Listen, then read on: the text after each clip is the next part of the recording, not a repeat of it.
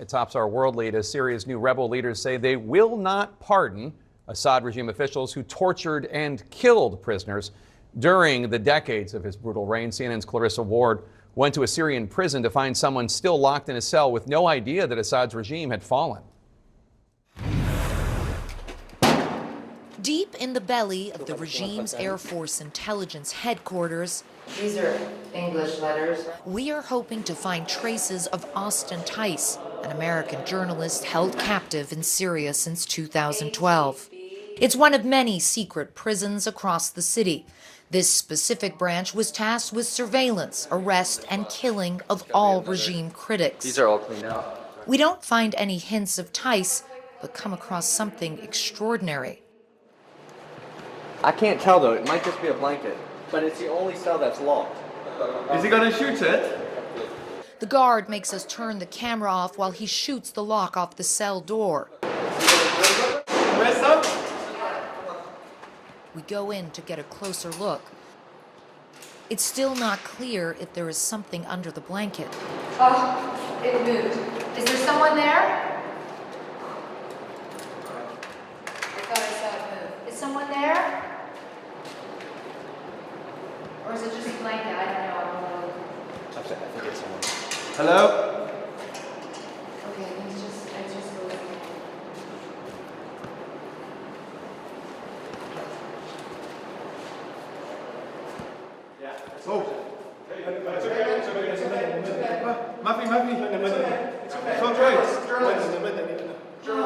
I'm a civilian, he says. I'm a civilian.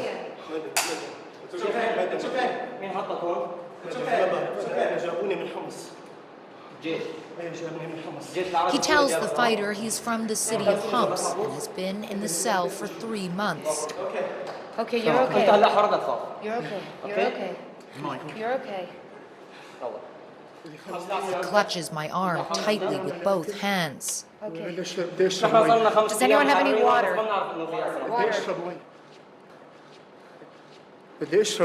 My. Okay, it's water. It's water. Okay. Okay. Okay, you're okay. You're okay. You're okay. We start to walk him outside. Thank God you are safe. Don't be afraid, the fighter says. You are free. This is the third prison they brought me to, he says. The third prison. After 3 months in a windowless cell, he can finally see the sky. My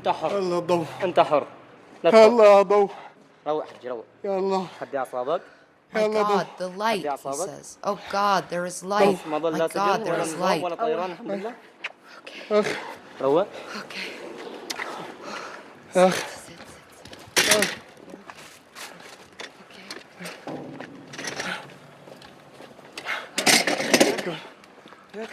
You're okay. Stay with me, stay with me, he repeats again and again.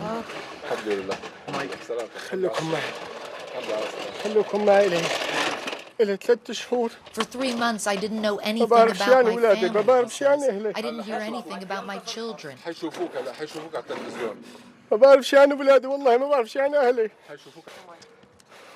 The fighter hands him something to eat. He barely lifts it to his mouth.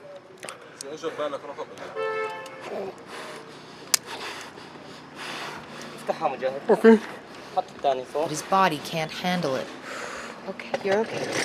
His captors fled during the fall of Damascus, leaving him with no food or water. That was at least 4 days ago. I'm shaking. My face is shaking, he says. The rebel tells him there's no more army, no more prisons, no more checkpoints. Are you serious, he says? Surya Harra. Syria is free, he tells him. It's the first time he has heard those words. He tells us his name is Adil Khurbal, and that officers from the much-feared Mukhabarat intelligence services took him from his home and began interrogating him about his phone. They brought me here to Damascus. They asked me about names of terrorists, he says. Did they hit you, the fighter asks. Yes, yes, he says. As a paramedic arrives, the shock sets in. There's nothing. Everything's okay. The Red Crescent is coming to help you, this man assures him. You are safe. Don't be afraid anymore. Everything you are afraid of is gone. Tens of thousands of Syrians have disappeared in Assad's prisons. Up until 15 minutes ago, Adel Khurbal was one of them. He is still petrified. Don't be afraid, the ambulance worker reassures him. Every car I got into, they blindfolded me, he says. It is the end of a very dark chapter for him and for all of Syria. But so many ghosts remain. Jake, I have to say, I have been doing this job for nearly 20 years now, and that really was one of the most extraordinary moments that I have ever witnessed. We don't know why the regime of Bashar al-Assad took Adel Khubar. He doesn't know why they took him. He was basically living a very simple life in the city of Homs in an area called Khaldiya. He said the Mukhabarat basically came to his house and said that there was some issue with people he had been making phone calls with. But we have to be very clear here. This is the type of thing where the Mukhabarat would take anyone with impunity. They would detain them, they would interrogate them, they would beat them, they would keep them for months, years on end. They didn't have to give a reason. You didn't even have to be an activist. You didn't even have to be part of the opposition against Bashar al-Assad. So many of the people, Jake, who disappeared inside these dungeons were ordinary Syrians struggling to understand what on earth they had done to get there in the first place. We don't know where Adel Khubar is now. He got into that ambulance. We offered to give him our phones to call his family, but as you can see in that moment, he was in a state of profound shock. He wasn't able to collect himself to the point where he was able to get in touch with his family. But all of us, of course, are wishing that he is safely reunited with them and that all of the prisoners who have been held for so long without any legal recourse, those who are alive, will be returned to their loved ones soon, Jake. Tonight, CNN's Jumana Karacha is in Damascus, where residents are coming to grips with the uncertainty of the country's historic rebellion. Across Syria, we're seeing scenes like this. Military vehicles left abandoned on the sides of roads and highways. And if you look around here, you see these troops shed their military uniforms, you see combat boots, you see their belongings everywhere. And perhaps giving us an indication of how this collapse happened is it appears these soldiers fled fast. In this location, at least, we're not seeing any signs of them putting up a fight. 72-year-old Bashir Saman is here with his son and his grandchildren.